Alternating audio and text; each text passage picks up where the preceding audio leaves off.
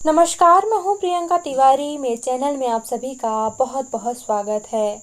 आज के इस वीडियो में मैं आपको बताने वाली हूँ कि शारदीय नवरात्रि 2021 में हमें हवन किस तारीख को करना है, हवन करने का शुभ मुहूर्त क्या है, हवन करने के लिए हमें किन किन पूजा सामग्रियों की आवश्यकता होगी, अगर हम हवन सामग्री घर पर बनाना चाहते हैं तो किन किन सामग्रियों को मिलाकर हमें हवन सामग्री तैयार करनी चाहिए, और साथ ही साथ हवन करते समय हमें किन मंत्रों का उच्चारण करना चाहिए।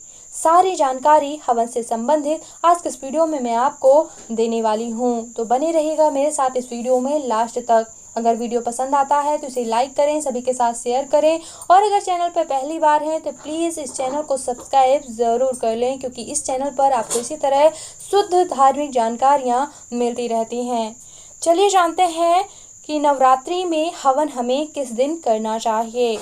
शारदीय नवरात्रि साल 2021 14 अक्टूबर दिन गुरुवार नवमी तिथि के दिन हमें हवन करना है।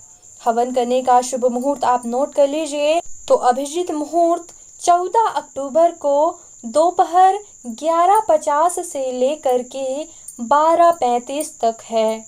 इसी के साथ दूसरा मुहूर्त 2:53 से लेकर के 3:40 तक है। इन्हीं दो शुभ मुहूर्तों के अंदर आपको जो है हवन संपूर्ण कर लेना चाहिए। चलिए अब मैं हवन करने के लिए सामान्य मंत्र बता देती हूँ। सबसे पहले जो मैं यहाँ मंत्र बताने जा रही हूँ, इन मंत्रों को बोलते हुए आपको केवल घी से आहुतियाँ देनी हैं। सबसे पहले ओम प्रजापतये स्वाहा इदं प्रजापतये नमः। ओम इंद्राय स्वाहा इदं इंद्राय नमः। ओम अग्नये स्वाहा इदं अग्नये नमः। ओम सोमाय स्वाहा इदं सोमाय नमः। इस प्रकार से इन मंत्रों को बोलते हुए आप हवन शुरू कर सकते हैं। और अगर इन मंत्रों के उच्चारण में या फिर याद करने में कठिनाई जा रही है तो अब जो मैं बताने जा रही हूँ वहाँ से आप मंत्र बोलना शुरू कीजिएगा। तो अब जो मंत्र बताने जा रही हूँ आपको उन मंत्रों से 8-8 आहुतियाँ देनी चाहिए। और अगर आप बहुत ही ज़्यादा सामान्य हवन कर रहे हैं तो कम से कम आपको 4-4 आहुतियाँ देनी चाहिए, और बहुत ही ज़्यादा सामान्य है तो आप 1-1 आहुति भी दे सकते हैं।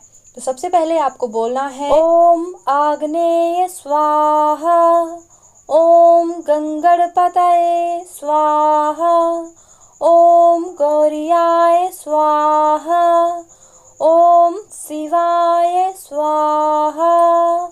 इस प्रकार से इन देवी देवताओं के नाम के बाद आपको नवग्रहों के नाम की आहुतियाँ जो है देनी चाहिए।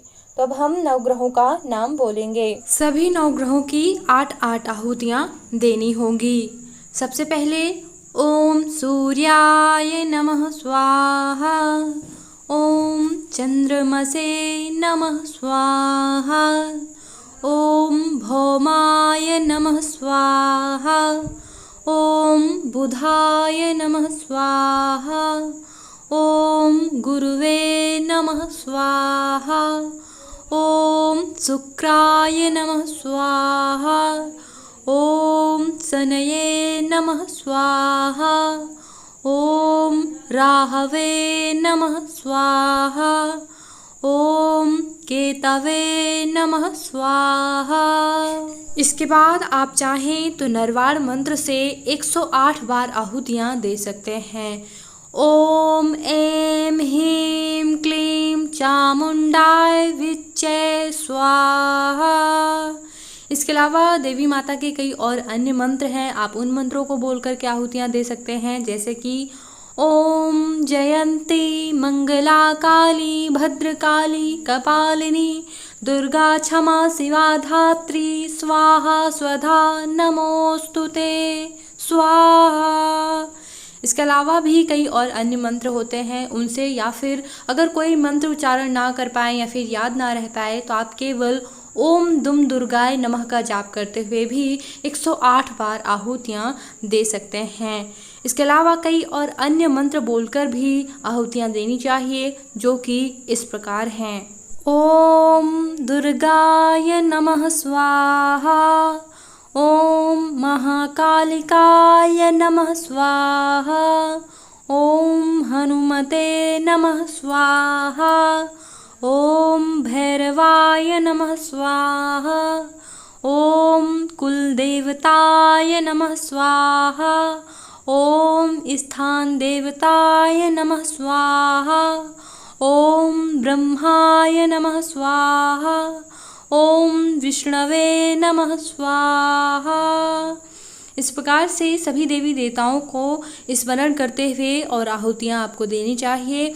इसके बाद पूर्णाहुति का मंत्र बोलते हुए पूर्णाहुति करनी चाहिए। पूर्णाहुति का मंत्र है ओम पूर्णमदः पूर्णमिदं पूर्णात् पूर्णमुदच्यते पूर्णस्य पूर्णमादाय पूर्णमेवावशिष्यते स्वाहा। इस प्रकार मंत्र का उच्चारण करते हुए आप पूर्णाहुति करें। वैसे मैंने पूरे मंत्र की विधि बताई हुई है, क्या कैसे करना है, कैसे अग्निदेव का पूजन करना है।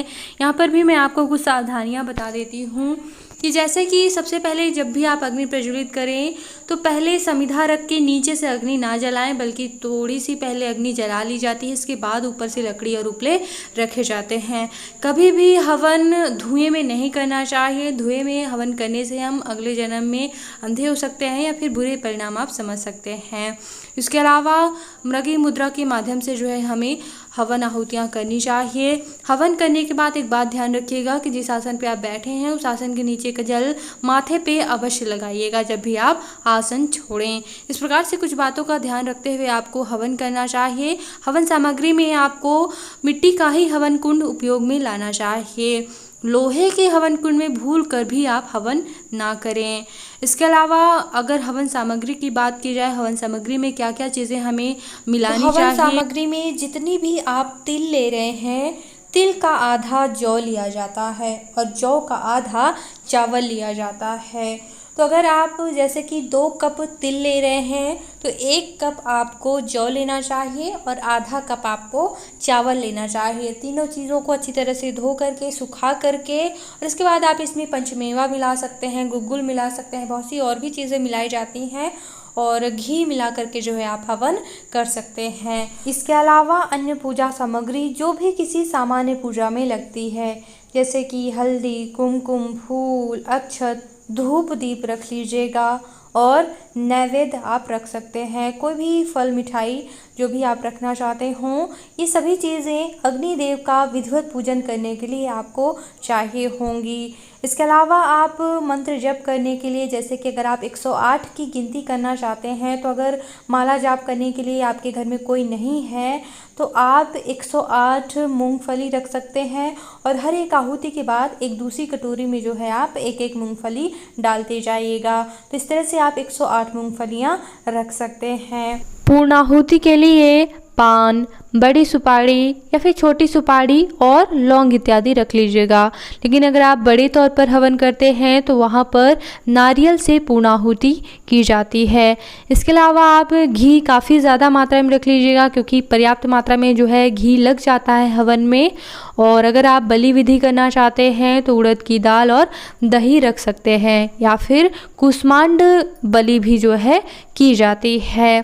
इसके अलावा जब भी आप हवन करते हैं तो सबसे पहले आचमन इत्यादि करने के बाद हवन करने का संकल्प अवश्य ले लें। संकल्प में भी आपको थोड़ी सी दक्षिणा चाहिए होती है। पूरा हवन करने के बाद भी आप आचार्य को देने के लिए जो है दक्षिणा का संकल्प कर सकते हैं। इससे आपके हवन की संपूर्णता होती है। और जब भी आप हवन करें तो सबसे पहले गौरी गणेश का विधिवत पूजन होना चाहिए। कलश का, दीप देवता का पूजन करने के बाद माता दुर्गा का पूजन करने के बाद ही जो है आपको हवन प्रारंभ करना चाहिए। तो इस प्रकार से आप हवन करें। हवन करने के बाद जैसा कि मैंने पहले ही बता चुकी हूँ, जिस आसन पर बैठते हैं उस आसन के नीचे का जल माथे पे अवश्य लगाइएगा। इस प्रकार से उम्मीद करती हूँ कि ये जानकारी आपको पसंद आई होगी। नवरात्रि व्रत से संबंधित और भी वीडियोस हैं, जैसे कि पारण कब करना चाहिए, कैसे करना चाहिए, क्या खाकर करना चाहिए। साथ ही साथ अगर आप और भी कोई व्रत करते हैं तो सभी व्रतों की पूजा विधि करके वीडियो उपलब्ध कराती हूँ। कोई ग्रंथ पाठ करना सीखना चाहते हैं, जो भी ग्रंथों शास्त्रों से पढ़ती रहती हूँ, जानकारी आपको वीडियो के माध्यम से उपलब्ध कराती हूँ। तो एक बार चैनल पर आकर महत्वपूर्ण वीडियोस चेक ज़रूर कर लीजिएगा। और चैनल पर पहली बार हैं तो चैनल को सब्सक्राइब करें, बेल आइकन पर प्रेस कर लेंगे तो आगे आने वाली वीडियोस के नोटिफिकेशन आपको मिलते रहेंगे। वीडियो देखने के लिए बहुत बहुत धन्यवाद। जय माता रानी। ओम नमः शिवाय।